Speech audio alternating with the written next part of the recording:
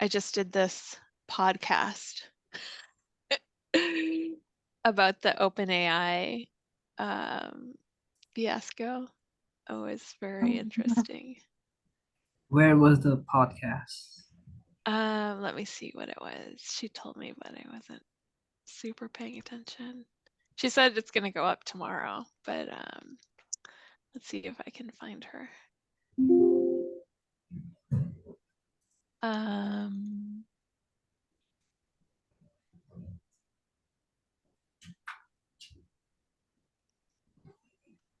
Lucy.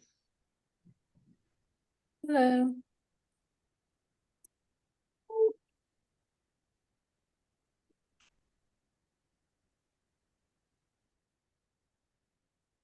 Now I won't be able to find it.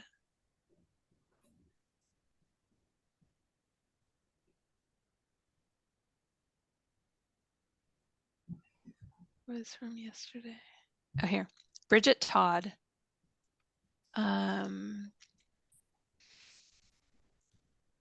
She is the host and producer of iHeartRadio's award-winning tech and culture podcast, There Are No Girls on the Internet. So the name of the podcast is There Are No Girls on the Internet.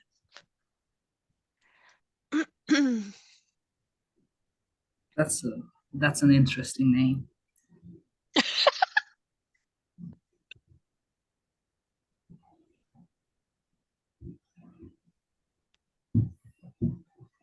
Yeah, I've never listened to it, so I don't know. Here we go. I always listen to a podcast by, I think, Wall Street. It's called The Journal. Mm-hmm. I haven't listened to it for like a couple of months, but that's the only podcast that I regularly listen to, that I used to regularly listen to. Yeah, I think that's a good one. I don't listen to podcasts, but like with all of the Taylor Swift, Travis Kelce romance going on, I've been listening to the New Heights podcast, which is the two brothers. So it's like Jason and Travis Kelce. And that podcast is so hilarious. They have this segment. I mean, it's about the NFL, so it's, whatever. But like they have this segment called No Stupid Questions where people can write in and ask like a very, very, very basic question about football, and then they'll answer it in like very simple terms. Anyway, it's very approachable. It has been giving me lots of smiles and giggles over the past couple of weeks. All right. So it's 1:03. So I think let's go ahead and get started. Donna said she's going to be jumping on. I think that there'll be some more IPSR staff and researchers jumping on as we get going. But let's go ahead and get started. So welcome to our virtual seminar. This is the second to last seminar for the fall semester. So next Monday we have Nancy Fulbray will be joining us to talk about some of her research on costing out the cost of care of children. So that should be a pretty interesting talk and discussion. So I encourage everybody to come back for that. Today we have Shatil, who is going to be talking to us about deaths of despair and right to work. No? Oh, I had to change it. Okay. All right. Well, you're going to tell us what you're going to be talking about then, and we're excited to hear about it.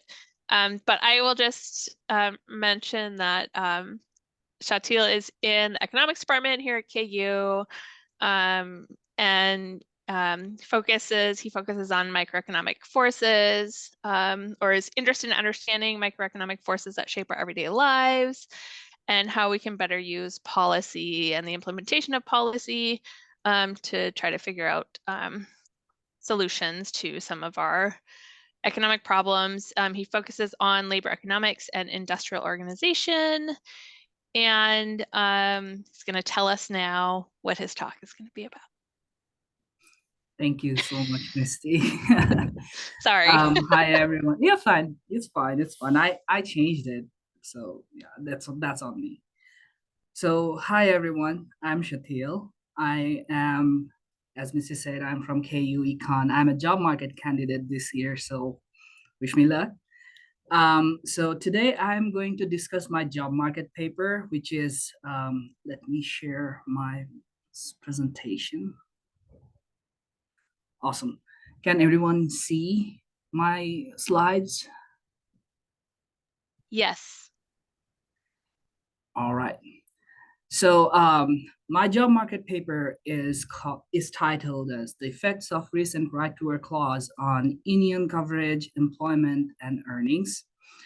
Um, so during my presentation, feel free to stop and ask me questions and provide feedbacks and comments. Okay. All right. Let's begin. So the introduction. To begin, let me first tell you about what right to work laws are. They do not necessarily mean that you have the right to work. They're actually these laws actually prohibit union security clauses, which require workers to pay the union fees as a condition of their employment. So in non right to work right to work states, there's a condition that people have to be part of. There could be condition that people have to be a part of the union by paying the union fees, but these laws prohibit that. These laws are based on the idea that workers have the right to choose whether to join or support a union, and unions should not have the power to force workers to pay the union fees. These laws have been debated for decades. It started from 1935-ish, that time. The supporters argued that these laws attract more business because these laws limit union powers. But the opponents say that these laws actually hurts worker by reducing their wages and other benefits by weakening the union power. So why my focus is on right to work clause? We have all seen the news. There have been many strikes. I think it began with Starbucks. My interest began with Starbucks because the National Labor Relations Board, the NLRB, has filed 100 complaints against Starbucks, and these complaints accuse the company that more than 1,000 legal actions. The Starbucks took 1,000 illegal actions, like firing pro-union workers, closing unionized stores, withholding pay increase from unionized workers, and so on. So that brings my focus here to right to work clause. We also have seen SAG-AFTRA, the Writers Guild, United Auto Workers, Kaiser Permanente, strikes like that. Although the Writers Guild strike have ended, but not SAG-AFTRA. So in 2023, this is something interesting. In 2023, altogether, there have been 312 strikes involving 453,000 workers, which is way more than what was happening before, like in 2021 and 2022. So, af- as I say, like after 5 months of walkout, the tentative deal has been reached by the Writers Guild of America between the WGA and the Hollywood studios, which does not include SAG-AFTRA, by the way. So that brings my focus to right to work laws because by design, these laws were made to prohibit union activism things. So to begin with the history of right to work laws, the National Labor Relations Act of 1935, also known as the Wagner Act, it gave the workers the right to organize and bargain collectively with their employees and authorized union shops. So union shops are where all employees had to be a member of the union and pay a part of the union fee. Now, anti-union groups argued that union should not have that kind of power to force workers and pay union fees. So they say it violates the freedom of contract and violates the rights of individual workers. So in 1947, Republican Senator Robert A. Taft and Republican Congressman Fred A. Hartley Jr.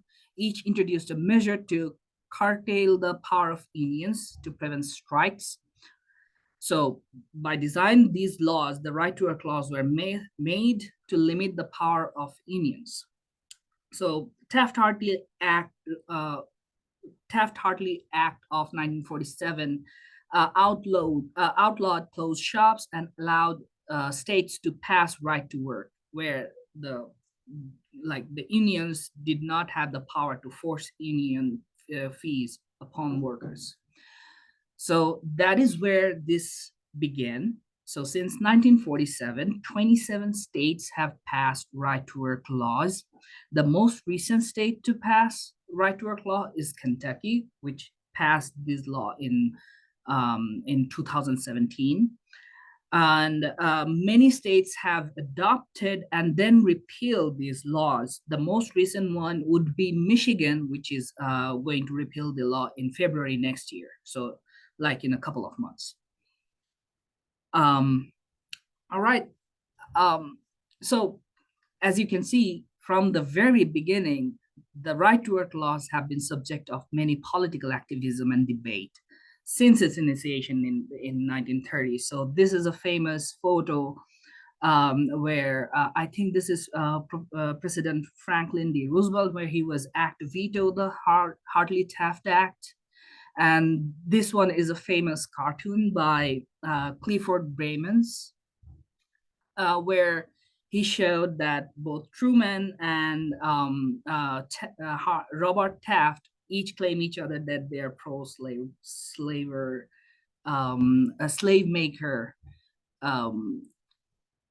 as his Truman's support for the economic price control and Taft's support for the Taft-Hartley Act. Anyway, so to move on from there, so the politics and the right to work laws. As I said, right to work laws are, I would like to say, a Republican by birth. So these laws are mostly favored by Republicans and opposed by Democrats. Most states that have passed the right to work laws are in the South and in the West. I'll show you a map so that you can see. So in those states, the Republicans have the most control and influence. So the Republicans actually favor the right to work laws because they say these laws limit union powers, which attracts more business. So it helps to create more jobs, more employment. We'll look into that fact in the results section. I'll discuss that. The Democrats argue that these laws, by weakening union powers, they affect the wages and health benefits and other benefits of the workers. So these laws actually results in creation of inequality and discrimination. So there has been a lot of debate regarding and a lot of politics regarding these laws. So here's the map that I just told you about. As you can see, most of the states that has right to work laws are like in the South and in the West, where Republicans have more power. So the states that are blue, they have passed the right to work laws as a statute. The states in yellow, I can see yellow, I don't know what you can see.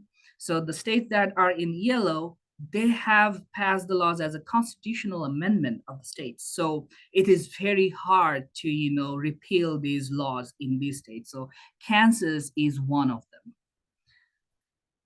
Okay, moving on. So this is the right to work adoption status by state. Now moving on to sectors between public sectors and private sectors.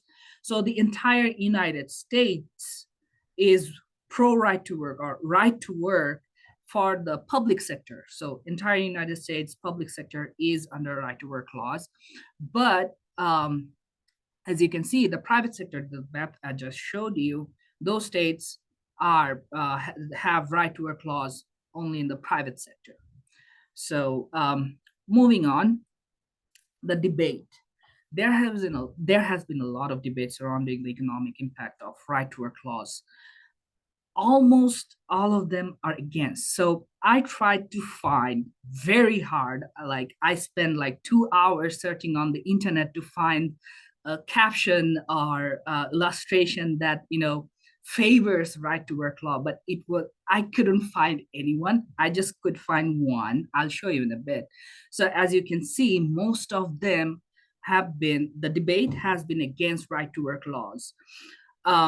So this is the you know only pro right to work banner that I could find, and it's from the some IRI consultants web page that has this picture that says living in a right to work state benefits both workers and companies. So I'll get to that. So proponents of right to work laws, who are mostly Republicans and pro right to work laws people, they say that workers should have the right to choose whether to join or support the unions, and unions cannot force workers to pay the dues as a part of their the condition of their employment. They also claim, as I mentioned earlier, they also claim that these laws attract more business to a state and create more jobs and economic growth. So whenever a policymaker or a politician, tries to argue that we need right to work laws in our states, most of their arguments actually happens regarding creating more employment. That is their one of their most mostly shared opinion, that right to work laws attract more business. But the opponents, they say these laws limit the power of unions, which in turn affects wages. It lowers wages, it creates inequality and discrimination among workers, and it decreases salaries, health benefits, and other things. So Dr. Martin Luther King Jr. famously quoted that the term right to work is a false slogan. So um, he's mentioned that we must guard against being fooled by false slogans such as right to work. As I mentioned earlier in the beginning of my presentation, these laws does not mean that you have the right to work. They mean these laws these laws mean that you have the right to support a union. Anyway, that was very interesting. Um, so the motivation for the study comes from all these facts, all these debates, all these politics surrounding right to work laws. So my my focus is to analyze the effect of right to work laws on various economic factors such as wages, employment, and how they affect unions, because the current literature on these effects are very diverse and the findings are mixed and inconclusive. So I wanted to um, implement the recent causal econometric techniques to measure the causal impact of right to work laws on various labor and employment factors across the United States. My research question, to be specific, is what is the causal effect of right to work laws on wages and earnings, on employment, on unionization, and also the political climate of the states? So to summarize my findings, I find that right to work laws decrease unionization, which is expected, especially in the private sector. It also decreases wages and earnings. And I find in my paper that the right to work laws do not create more employment opportunities in terms of more payroll jobs. So they actually decreases employment in a state. And I also find that these laws decrease the popularity of Republican Party within the right to work states. So the main contribution of this paper is I use the recent econometric technique, the latest econometric technique, to infer the causal the causality between right to work laws and these outcomes. Um, Also, none of the previous studies use the method that I use, which is the staggered DID that allows for the heterogeneous treatment effect. I'll explain that in a bit. I also find that I also find a negative effect on on employment, negative effect of right to work laws on employment, which contradicts most of the current literature. So that is one of my contribution to the current literature. Like I'm adding evidence that what whatever everyone is saying, I do not find that. And I this study is also the first one to estimate a causal impact of right to work laws on political environment. So, moving on, I cannot see anyone, so please feel free to jump in and stop and ask me questions. So, contribution and background to give you what's the current literature is saying about right to work laws. So, I divided the literature on three things, actually four things. First is wages, then I affect on unions, and then employment. So the current literature says that the right to work laws have no significant effect on wages, and some other studies find there's a positive effect of right to work laws, which is very interesting. Um, According to a study by Moore in 1980s, they find that right to work laws may encourage unions and adopt more forceful wage policies, leading to a greater difference in relative wages. So forceful wage policies increases the salaries and wages of workers within the right to work laws states, right to work states. Um, Reed in 2003 claims that previous studies may have failed to identify a positive wage impact of right to work laws because the right to work states initially had lower economic conditions than other states. Cooper in 2004 argues that the actual wages in both right to work and non right to work states are actually similar, so there's no effect of right to work laws. If any difference, they argued that if any difference, it is possible that right to work states have somewhat higher actual wages than non right to work states. But in contrast, in another study by Stevens in 2009, they find that per capita personal income and wages are lower in right to work states than in other states, but the income of business owners or proprietors are relatively higher in right to work states. So this kind of tells us that in right to work states, the the business owners actually can make more profit because these laws limit unions power, so they have this more profitability in terms of less wages and stuff. The effect of right to work laws on unions, most of the studies find what I found, but there are also other studies that find no evidence of right to work laws. So most of them find that right to work laws decrease unionization, but other finds that there is no evidence of right to work laws effect on unionization. But keep in mind, by design and by birth, these laws were made to, limit the power of the unions. So Lumsden and Peterson in 1975, as you can see, most of the literature that I'm showing here are like very old, like in 1970s or 80s, or maybe from early 2007s. So Lumsden and Peterson in 1975, they argue that decline in unionization in right to work states can be attributed to the preference and inclinations of the population rather than the laws themselves. So right to work laws do not have an effect on the unions. They have a lower unionization. The right to work states have lower unionization because those states have predominant sentiment which is against the unions. Elwood and Fine in 1987 and also Moore in 1998 find that the number of workers in new bargaining units initially declined significantly in right-to-work states, but this decline is less significant and it goes away. Okay, Shatil, you're like halfway through your time and you're still on the lit review. Yes. So you need to when you have a compressed amount of time, you can't go through your literature in this grade of detail. Okay.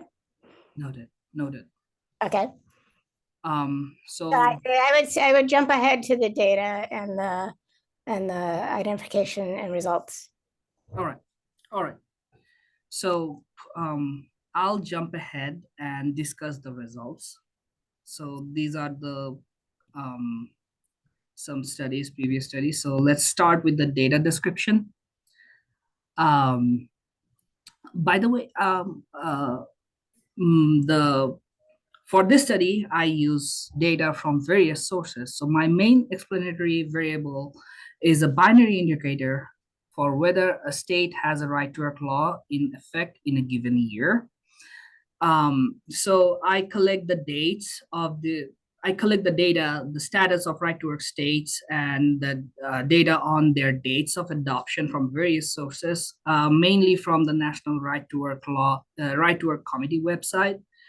Based on what I find, I divide all the states within the United States into three broad categories. First one is always treated, another one is switching treatment status, and third one is never treated. So my sample period is from 1999 to 2020. So the states that adopted right to work laws before 1999, I categorize them as always treated since they have been always treated within the sample period of my data. Then there are some states that switched to right to work laws after 1999. So I categorize them as switched treatment states.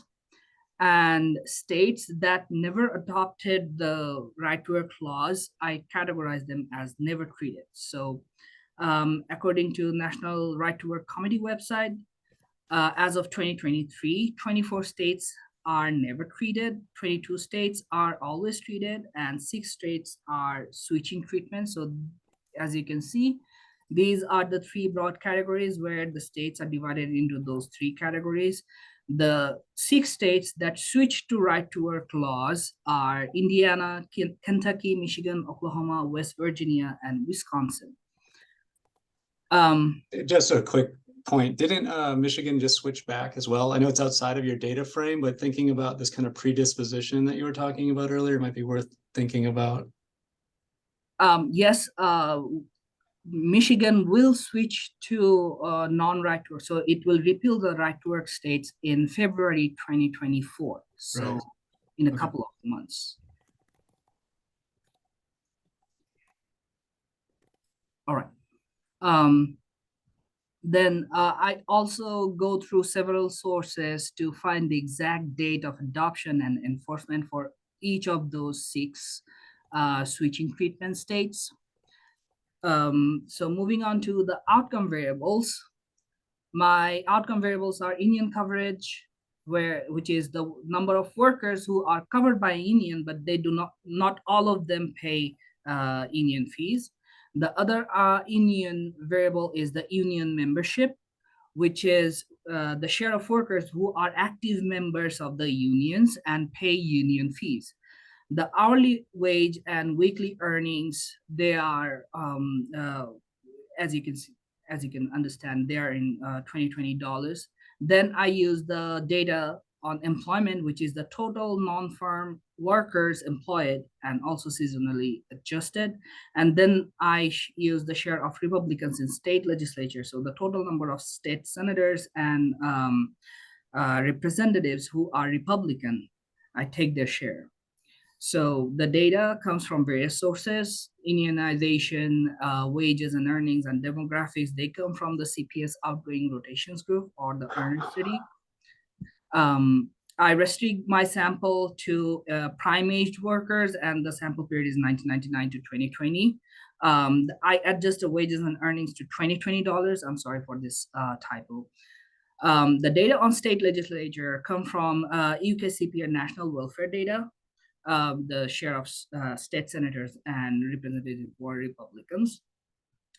The data on employment from the data on employment comes from the U.S. Bureau of Labor Statistics, which is the All Employees Total Non-Farm Data Series. It excludes proprietors, private household employees, and unincorporated self-employed. So it, in effect, represents the total number of jobs added or lost in an economy. I create, so I take the seasonally adjusted, create a series of yearly data, then I create a balanced panel for the period 1999 to 2020. Here are some descriptive statistics. I want you to focus. Can I ask about a dependent variable really quickly? Sorry. Yes. I'm just curious about thinking back to your framework of setting this up as, what do right to work states do, right? And you said you had a hard time figuring out whether or not what the positives of the right to work state. I wonder if the framing is a little bit unfair, because I feel like the right, and maybe I'm wrong about this, but the right to work state's argument is more about individual level freedom rather than it is about the benefits that it has on these outcomes that you're talking about. So I wonder if you have any sort of measure or considered something on like satisfaction of workers, because isn't the argument about kind of free riding and who's joining union and who's not? So I think your outcomes are fine. Let me be clear. I think they're fine, but I think in terms of the framework, in terms of setting up this side saying this is good for wages, this side saying it's bad for wages, I'm not convinced that's actually the argument. I think the argument is like this side is good for individual level freedoms, and then on the left, they're saying this is actually decreasing wages and giving more power to big businesses. So thinking about that framework, you don't have to answer that, but just something to think about. Thank you for this. So I did mention during the beginning of my paper, my focus comes from those debates surrounding the effect of right to work laws. So my focus on right to work laws comes from them, but I'm not saying like these laws, the debate is surrounding the effect of wages. Yes, right to work laws by design, they were made to limit the union power, powers. But, and also like you mentioned that the debate is surrounding whether it upholds the individual right, freedom of choosing being a union member or not. That's true, but my paper is not focusing on that. My paper is focusing on if a state has right to work laws, what happens to unions, what happens to their wages, and what happens to employment, since one of the main arguments by the proponents of right to work laws is they create more employment. And also I look into the political climate.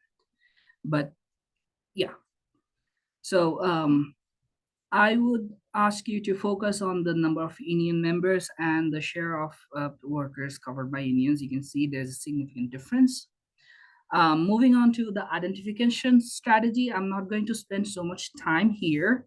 So I'm using a causal impact. I'm using a causal inference technique, which is recently developed and proposed by Sun and Abraham in 2021. This is called the staggered DID. So this is different from the standard DID or differences because this method actually allows for heterogeneous treatment effects. So different groups of people, different groups are receiving the treatment at different periods of times. And since different states have adopted the right to work laws at different dates, so this method is very much applicable to my data and also the framework. I'm not going to discuss much about the depth of the model.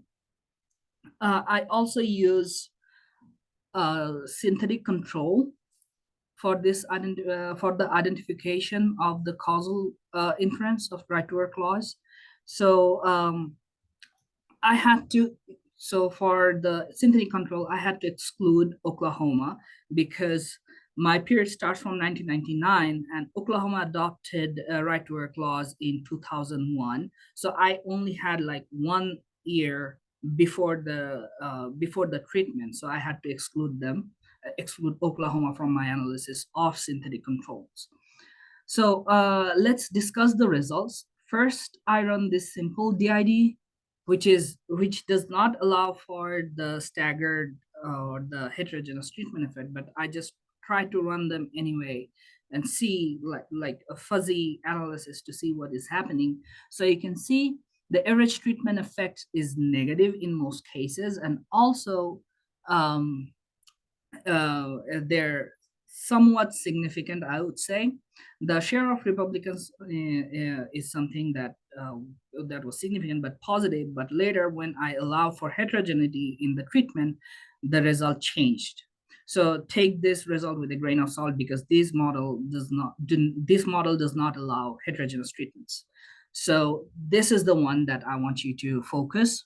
So the effect of right to work laws on unions when allowing for heterogeneous treatment effects, I find that both union coverage and union membership fell with the passage of right to work laws. So you see, after the passage of the law, the number of the percentage of union coverage and the share of union membership fell significantly.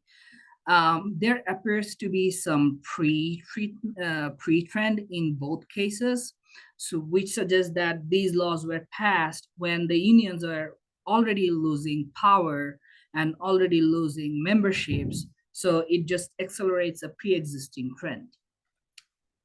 Then now I focus on union membership by sectors.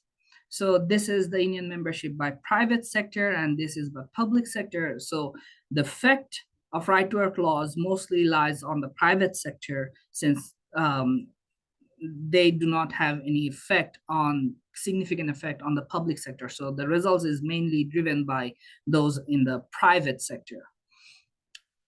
Same thing goes with union coverage. So the results are mainly driven by the effect on the private sector instead of the public sector.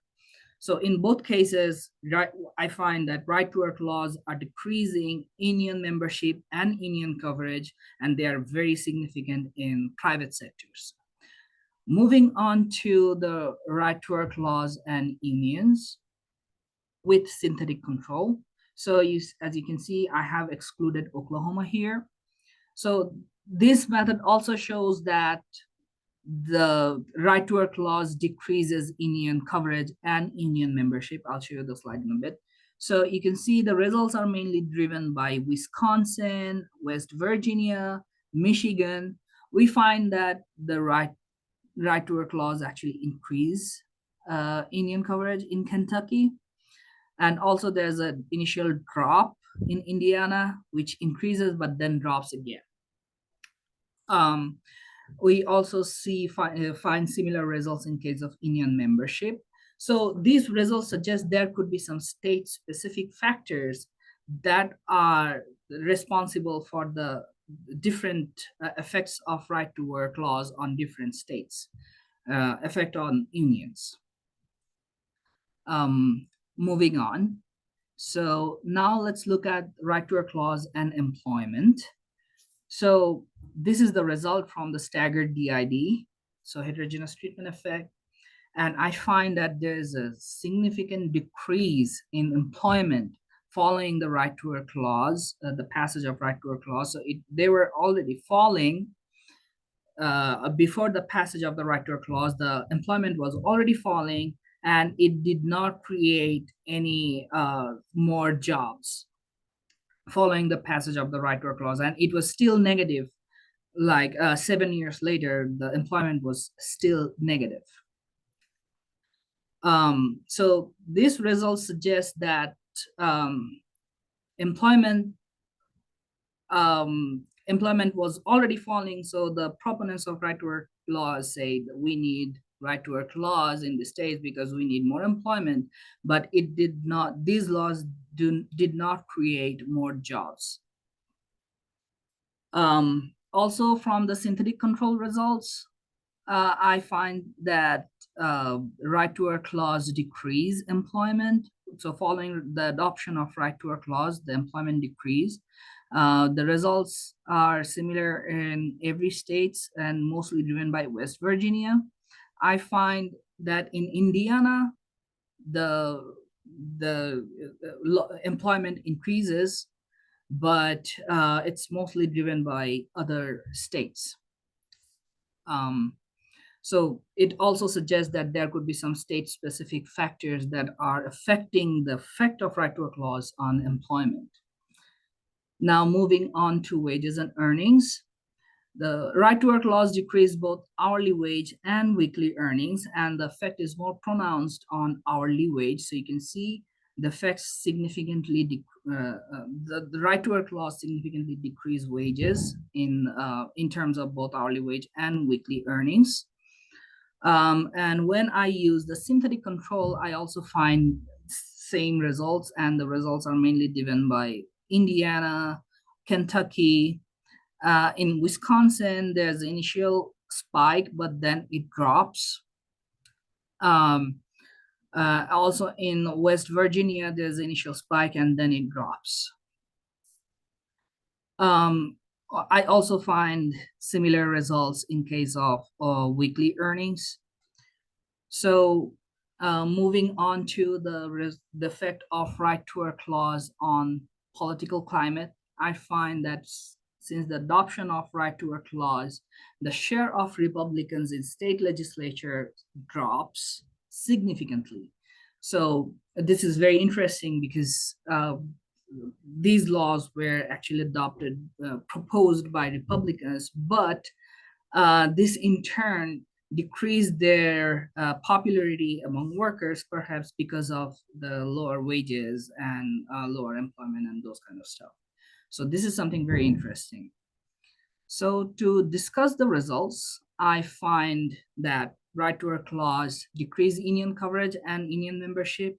They lower wages and earnings. They do not create more jobs. In fact, they decrease employment, and they also lower the share of Republicans in state legislature.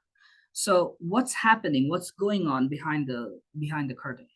So I argued that since right to work laws were targeted to limit unions and union powers, and I also find that these laws are decreasing the number of workers, the number of union members, and also the number of workers under union coverage. So it's limiting the union power, which is affecting the wages of those workers. So unions have less power, they have less bargaining power, automatically their wages will go down.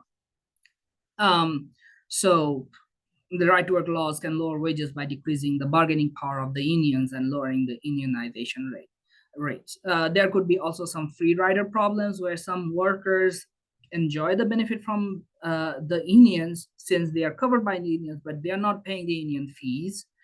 So that also limits the power of the union. So it can undermine the solidarity and effectiveness of the union workers. Now, to discuss the result of employment. So most of the studies find that right to work laws increase employment, but I argue that most of those studies were actually they're constructing. So, for example, Austin and Lilly, they were doing those border pair differences. They're looking at border pair counties to estimate the effect of right to work clause, and they found that because of the right to work laws, people were moving from non-right to work counties to right to work counties. So there was an influx of people in right to work counties, which may have increased the employment. But in my analysis, I'm taking the whole state. I'm looking at the whole state, and since my model allows for heterogeneity in the treatment, I'm seeing that even though the employment may go up in the border pair counties, but the employment does not go up in the states overall. And one reason could be a negative multiplier effect of right to work clause, since lower wages lead to lower spending, which in turn leads to lower revenues and profits for businesses. And that in turn leads to lower hiring and investment and hence lower employment. So this is how I can say that the right to work clause actually decrease employment. And the political climate, that goes because the workers are experiencing lower wages, the workers are experiencing less benefits, they find that the employment is decreasing. So those things, those factors actually shifts their political belief, and maybe that's why they're switching to maybe Democratic Party. They're favoring more Democratic Party, which are pro unions. So that is why I find that the share of Republicans are actually going down. So the adoption of right to work laws actually decreases the popularity of the Republicans among those workers. So to move on for future research, so I want to explore this, the effect of right to work clause on other employment factors such as labor supply, how many hours the people are spending, and also their effect on retirement. And I also want to explore the deaths of despair. So this paper was supposed to be this deaths of despair paper, but I can do that for now. So declining wages means there should be less health benefit for workers. So do the right to work laws have any effect or health consequences on workers within the right to work space? So that would be one of my other future research plans. So with that, I end my presentation. Thank you, everyone. And I welcome any questions.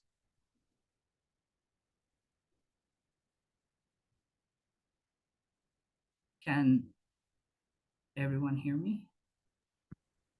Yep, we can hear you. Any questions? Anyone have questions?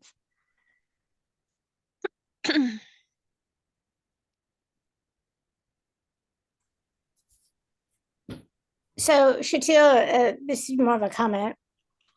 When you're presenting a literature review, instead of presenting paper findings, present topic.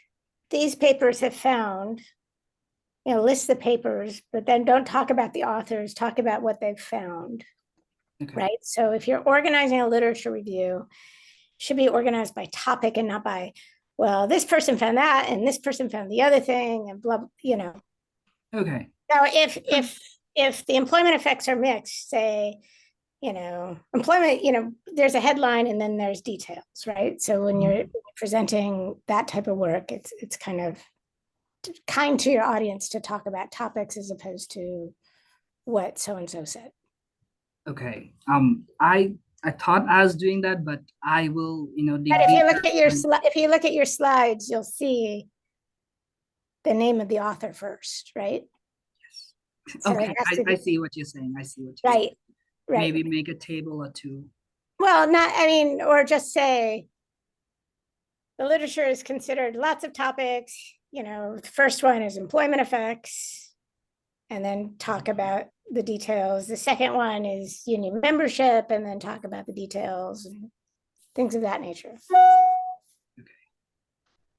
Yeah, just for job talk purposes too, to build up Donna's point. I think condensing information, you have a lot of words on a lot of slides, and if you can reduce your outcomes too, you have a lot of outcomes that are very different, and so I think especially the political one's going to take a lot more unpacking to convince people of. So that one I think I would hold as a teaser maybe, rather than going into that as one of your main findings. But okay, thank you. I just think it's a hard sell. I think it's going to take a lot more convincing than just to say that this is actually undermining Republican efforts.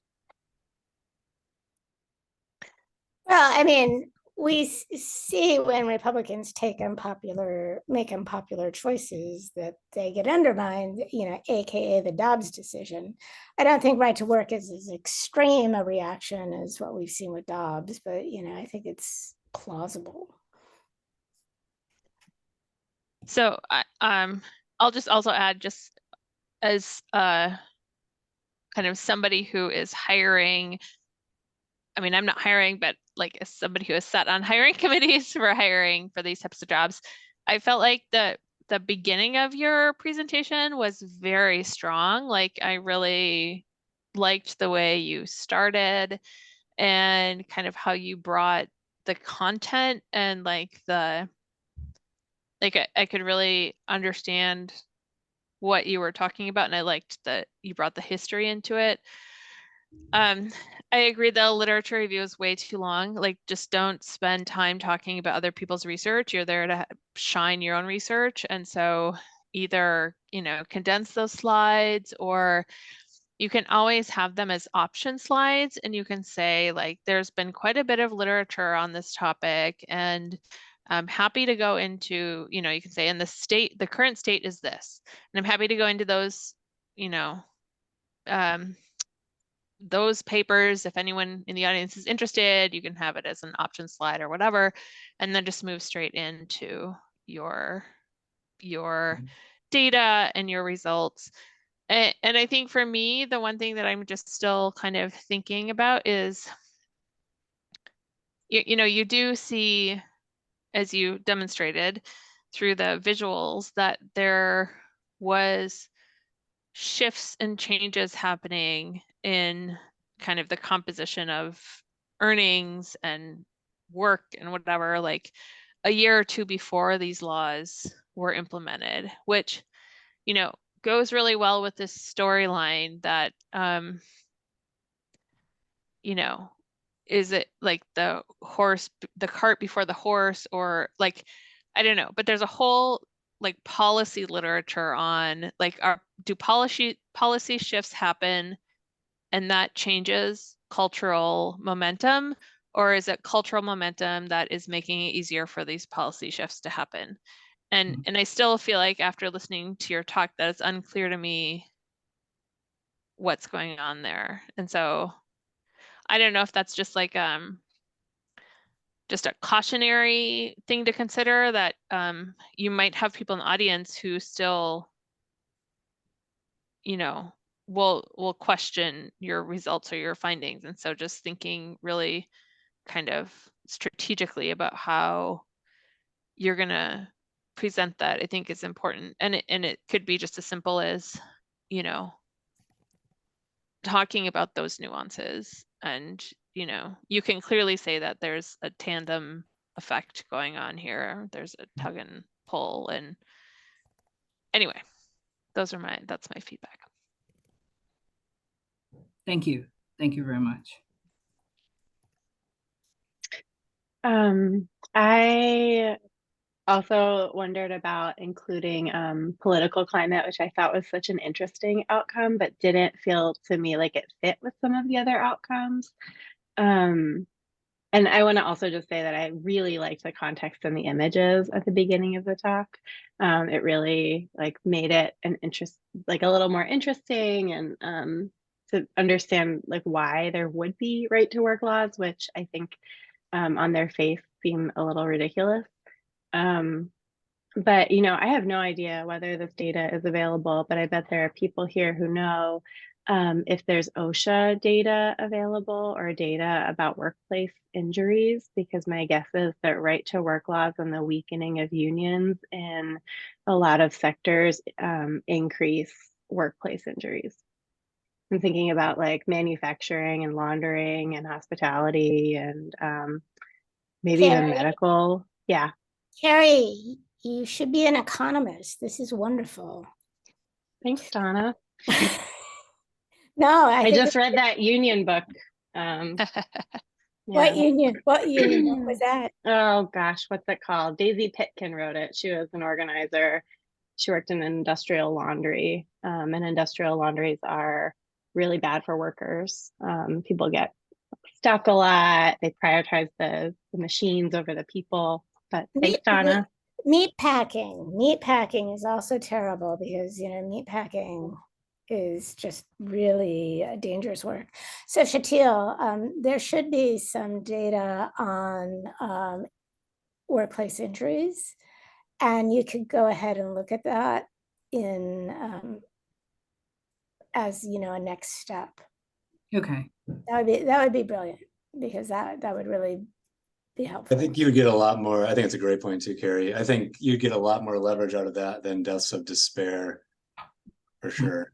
Yeah, well, the deaths of despair results are.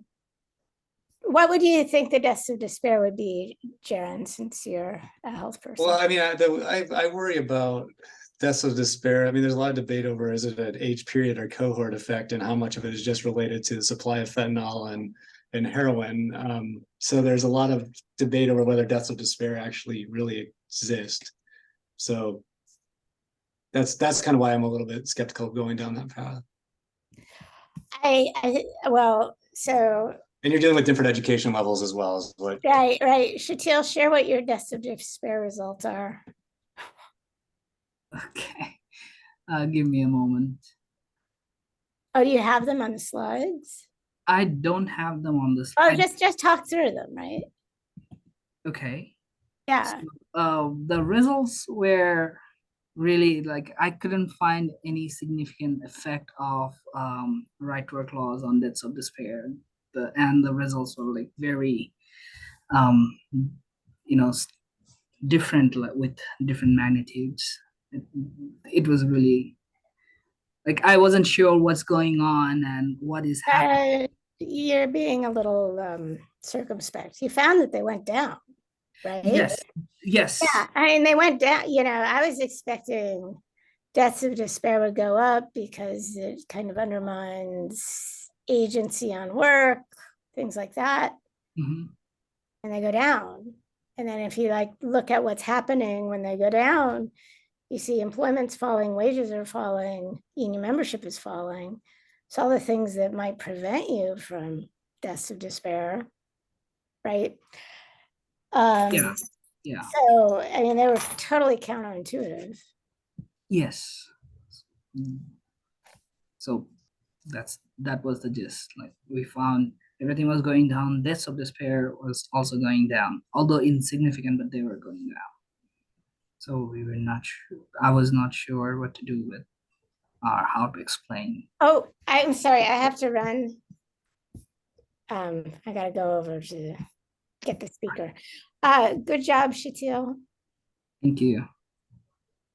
Just quickly, one thing about the deaths of despair, did you look in particular, not Donna, you can jump off, but did you look in particular industries, or was it just overall? No, it was overall. So I used the CDC Wonder data, which is state level. So I couldn't go into the micro level of industry. Yeah. So I could not allow for industry effects in the model. But one thing that I was thinking is, the states that are more industrial and states that are more agricultural, maybe I could divide in that way and see if there's any change on the effect. But yeah. It's so tricky because those right to work states are the ones that have the highest death related to low income and so on. I mean, have the highest, especially when you're looking at substance use. I think there's a lot more indirect stuff going on there. That's why I like Carrie's idea of going with what's taking place within the workplace. Mm-hmm. It's much more direct. Mm-hmm. And I mean, yeah, I also think of just kind of drug markets and everything else and how those have played out in drug policies as well, which gets back to Misty's point about what are these policies. I mean, I also wonder if did you think about including the proportion of Republicans in the state as an independent variable instead of as a dependent variable? No, I did not do that. It might be something worth thinking about. Just thinking about the policies, and again, getting to Misty's point about what's coming first, the kind of change in culture or the policies that are in place that might address some of that.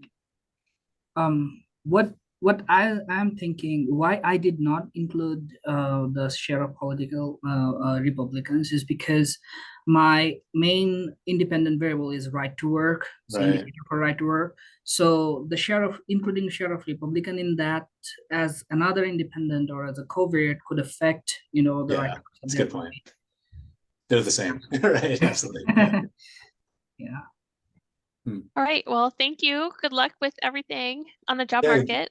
Let us know how it Thank you goes. so much. Thank you really, for really the great job. I agree with helpful everybody else's statements. That what I just one last point. I would come back to that framing. I know you ran out of time, but come back to that same level of framing that you had in the first few slides.